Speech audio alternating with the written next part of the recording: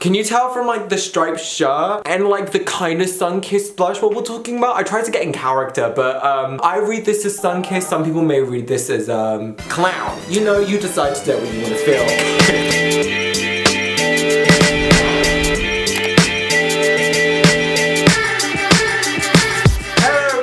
I'm Styleboy and welcome to my world, and in today's video, as you can tell, I tried to dress for the part. We are talking about Luca, aka my new favorite Disney film. That film is amazing. I watched it as soon as it came out and I just basically died with happiness. I was on this bed and I basically was just in utter joy. I don't think I've seen a film recently that's made me feel that good in a while, so I was just like, yes. But something I kind of realized, and I know that others have realized it too, so this film is kind of gay, and when I mean kind of gay, I mean it's like hella gay.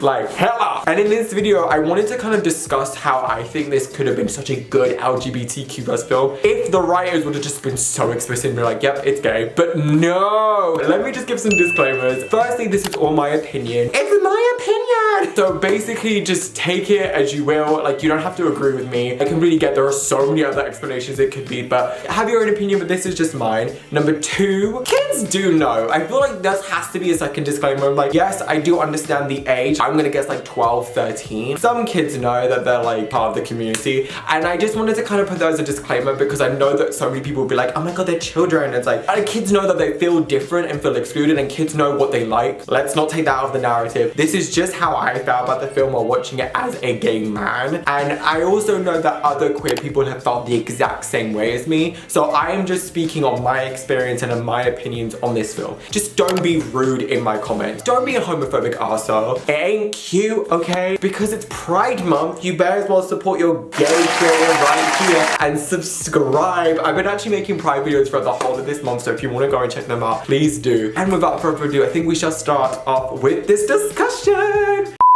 Do you want to come in and be a cameo? No. Okay.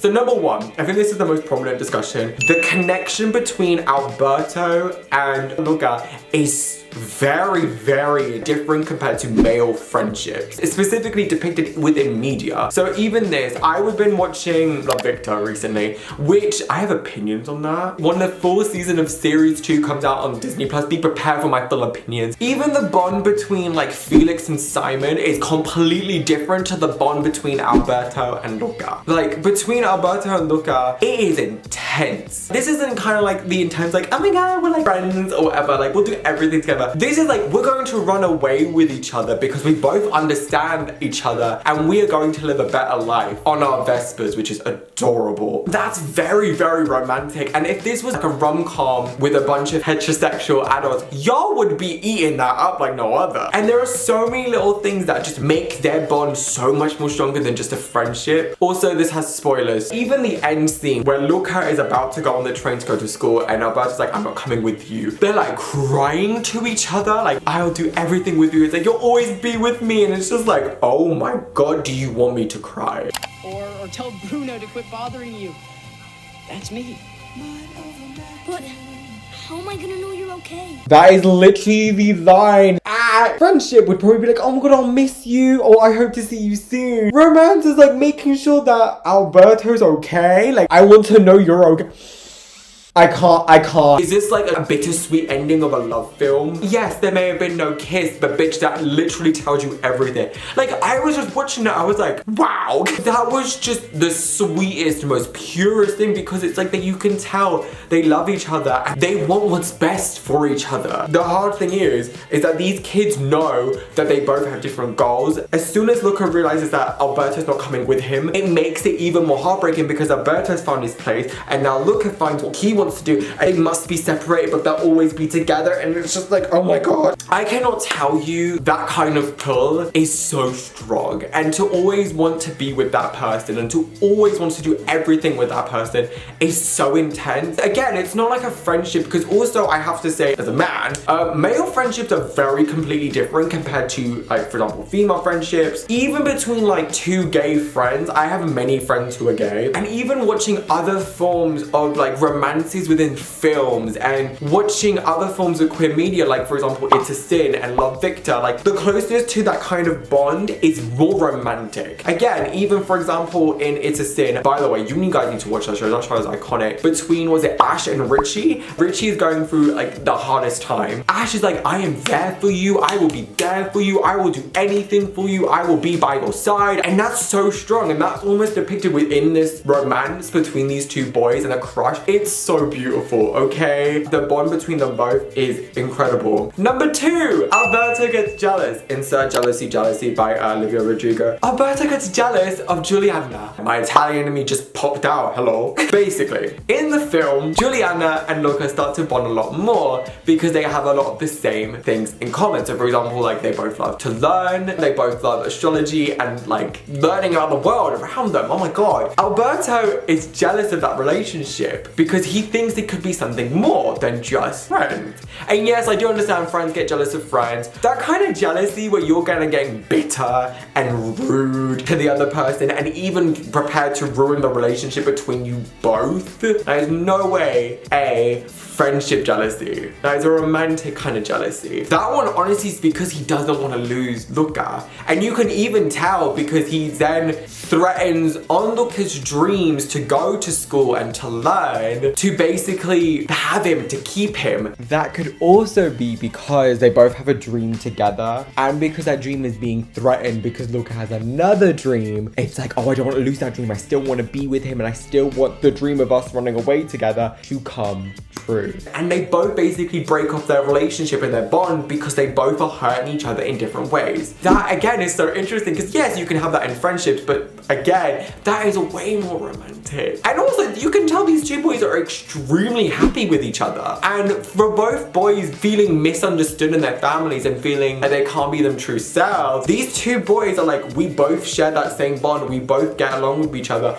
we can do anything together. And I feel like that's such a strong connection that I felt that. I felt that, especially when I was in the beginning stages of trying to find out my own identity, I ended up having a crush on this boy because he kind of understood me and he heard me and I felt seen, and I felt like, wow, I can relate to you on this. I really enjoy your company. That is honestly, oh my god, it's so beautiful. And I think that kind of bond isn't really shown within media a lot. Like this kind of side of the community about feeling seen and heard and represented. Usually it comes with being the token gay best friend, and that's the closest you'll get to queer representation, versus this sense of community, this sense of feeling. I know that this sense of community and feeling is definitely seen within Pose and It's a Sin, and to kind of almost have it in a more romantic sense and develop into a more romantic feeling, even if it's a crush over the summer, is still very crucial. And I feel like that's definitely important because again, that's how many of us queer kids end up feeling seen and heard. They're just adorable together, okay? I feel like what we have to also take into consideration, as well as the boys' relationship, how the two boys are treated within the town. Poderosa. We're going to use the metaphor of sea monsters as queer. Now, I also know that this bit might be confusing because also his family is sea monsters. I'm still going to take that as a different metaphor. So we're going to focus on that later, but we're going to focus firstly on how the town treats them. Firstly, when they come up to thingy, they are humans. They are appearing as humans. They don't know that they're sea monsters, aka queer. And they know that sea monsters are not accepted. Like, gay people are sometimes not accepted, or that you just don't know. And again, that feeling of just not knowing is a petrifying enough. And there is even in it this bully who, I forgot his name, but he gives me the energy of like the mini chef in Ratatouille. You see it, right? You see it. Ends up becoming very, very rude. This could be interpreted as being homophobic because constantly throughout the film, he says there's something fishy about you, haha, pun. There's something different about you, I don't know what, but you need to leave. He beats them up, takes the piss out of them, so much so that like Luca and Alberto feel like they need to defend themselves, and it feels like there's even more pressure to not come out as sea monsters. And that is definitely related to a queer experience because again, as you go through like secondary, sixth form, or literally whatever school experience, or even as an adult and you are just not out yet, people will make assumptions, people will be arseholes and people will be rude. And sometimes people, based off these assumptions or based because you look slightly different or because you act slightly different, will then assume that you are queer or you are gay. gay and then will bully you for it, and that is what we call homophobia. And I've had that even when I was in year 7 and I wasn't even looking into that whole thingy. I remember getting bullied so much for it. Like this one kid faked asking me out and then everyone laughed at me, and then as I got older people would say horrific stuff to me, very homophobic stuff, and it's really difficult to deal with. And especially if you're a kid, you don't know what to do. And I feel like to have that kind of shown in the film like that, I was like, Disney, you shot this thing gay. Because I was gonna say, even in some forms of queer media, for example, if like you have the gay best friend in like a film or whatever, they never show their struggle. They never do. So it felt almost like weird to see it like that, and also was so aggressive. And that also kind of homophobia can lead into internalized homophobia, where basically, like I said, the jealousy kind of breaks them apart, but it's also the homophobia and the internalized fear of basically being outed. So basically, when Juliana and Luca are both really excited to go to school together, the first thing Alberto asks is like, do you accept all kinds of students? And then goes on like, what happens if they were, I don't know, sea monsters or whatever, and gets really rude about it. And that is because it's also his internalized homophobia, because he's often seen as an outsider, often is seen as less because of his identity, which will also be discussed later on how his father comes into it, which is so interesting. And then it's to the point where when Alberto does out himself, Luca goes, sea monster. And that is what you call internalized homophobia acting out. I'm not saying it's right. Like I remember watching the scene as like, oh, bitch. People do that. When you are queer, as a protection, sometimes you have to just fit in. And I'm not saying what he did was right. Again, like I really am not supporting him. That's acting not only his internalized homophobia, but it's also need to protect himself so he doesn't get strayed outside. And then as soon as he comes out to Juliana, instead of Juliana being like, oh my god, when did you know? Da, da, da, da. Or oh my god, you're a sea monster. The first thing is like, you need to leave. You need to protect yourself. If that is not some allied stuff I'm just hearing right there, I don't know what is. To protect yourself, you must leave. And then them all being seen as underdogs and outsiders, we love to see it. Because sometimes you have to protect yourself. You do. And Love Victor did not show this properly enough. This is the comparison to think of. So basically, this kind of similarly happens in Love Victor, except in a different way because they don't understand about the queer experience because a bunch of straight writers wrote it. What kind of happens is that Victor's grandparents basically a little bit homophobic. And Victor was just saying, hey, to protect you,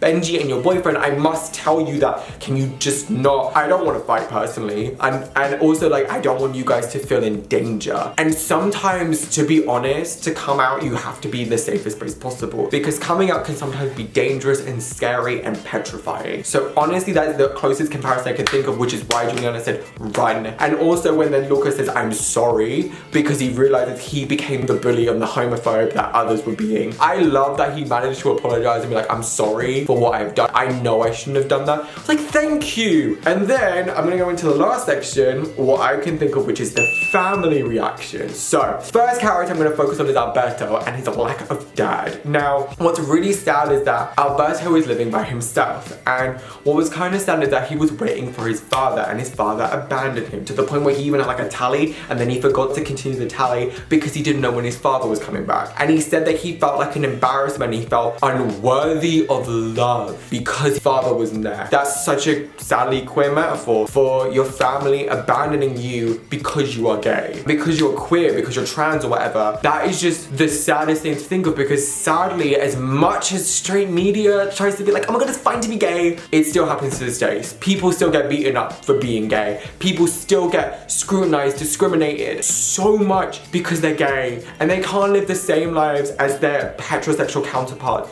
or their cisgendered counterparts. And it's so heartbreaking, like even like thinking about all the experiences that I've been through. But I've been through experiences that physically scar me in the head to the point where like I have to learn to unlearn those circumstances of abandonment and disloyalty and dislove and distrust because of the homophobia and because of the discrimination that I have faced for just being a gay man. Alberto's scarred, and Alberto is hurt. His best friend, his love interest, like the person who he loves, doing the same is exactly that same feeling, and it's heartbreaking for him. No kid should go through that. No kid should go through feeling abandoned or disowned or disloved for literally just being gay. That's ridiculous. That's so stupid.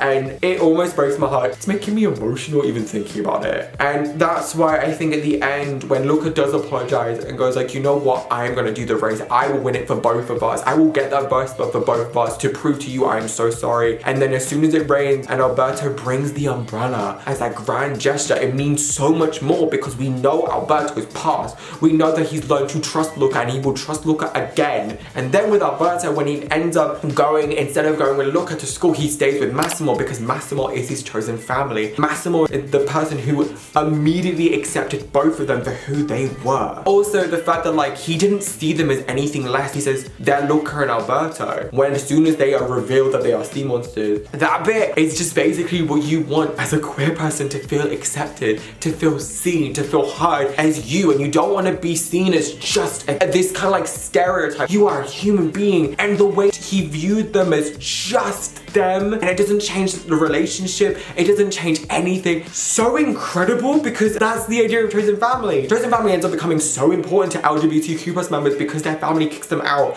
Again, this is very much seen as it's a sin because so many of the parents in that show kind of end up being homophobic. So basically, no matter what their circumstance, they come together as a community, as a group, and become a family, because that's what kind of happens. They become a chosen family. They're not being there for each other. There's just so many things about that makes my heart really warm, and I feel like it's so whole. And even then, you could even say that Giuliana, Alberto, and Luca have all become a mini chosen family, and then Massimo on top of that. God, that bit just made me just so happy. And then with Luca's family, who are also sea monsters. Now, I'm gonna twist this a little bit. Now, I'm saying that they all know that Luca is queer, that Luca is gay or whatever. And the reason is because the mother just wants to protect him. They were just there to protect each other. That's all. They just wanted what was best for their child and to protect him because he doesn't know what the outside world is like. And the grandma's like, bitch, just fucking embrace it. The mother just wants to help him and protect him because she doesn't know what's outside in the world. She doesn't know how they will treat him. She only knows terrible stories from what they've seen, and I know that. I think my mom does that sometimes just to protect me. But it's like, you do need to learn to let your child be free within their identity, because that's how they are going to become the person they've always wanted to be. And I feel like this idea that of feeling free within your identity is so important. It is a coming of age story a little bit, and I love a coming of age story. Oh, the way it is literally coming to himself. Yes, it may not be explicit, but these queer metaphors are so prominent. And for me, that's what makes the story even more enjoyable. That I was able to relate to these kids, that I was able to feel seen and feel heard within these characters. And I feel like that's so important because these characters should hopefully tell queer kids that like, hey, it is okay to be where you are. You may feel lost, you may feel confused, you may feel hurt, you may feel less than you are, but you are not less, you are more than enough to be part of a community, to be part of who you are, to be part of this society. And I really wish that Disney was just like, fuck it, let's do it. They did this with kind of Raya as well, which by the way, Raya is queer, okay? Raya was freaking flying with the villain. Even the person who plays Raya basically said that she's queer. If the person who's playing her says it, but the writers don't, that's what we call cowardness. Because at the end of the day, like, homophobia should not be a difficult conversation to have with kids. It's not. If you can teach your kids about accepting themselves within freaking books, then you can teach them about people who have two mummies and two daddies. I view it as nothing because that is normal, but to the world, it's this big thing. And it's just like, Disney, we are still desperate for a film with a gay protagonist. I'm so tired and exhausted of having gay side characters, and I'm just done with it. And I'm waiting for a film with gay protagonist that isn't sad or tragic or heartbreaking. I want happy queer films. I want to feel seen and feel loved and just enjoy something where I can kind of see myself in it and be like, hey, so many people deserve to feel seen and feel heard. Like, not only queer people, but also people of color, trans people, literally so many more. I could list so many, but we're done with not feeling seen. We're done with not feeling heard. And I wish this film was, as Lizzie said, got really impassioned, didn't I? If you did enjoy this, please give it a thumbs up and comment down below any other like films or things you want me to like review, if you want me to do more of these, because I honestly had so much fun. Please like, subscribe, share, you know what to do, and come back next week for another Pride video. Bye!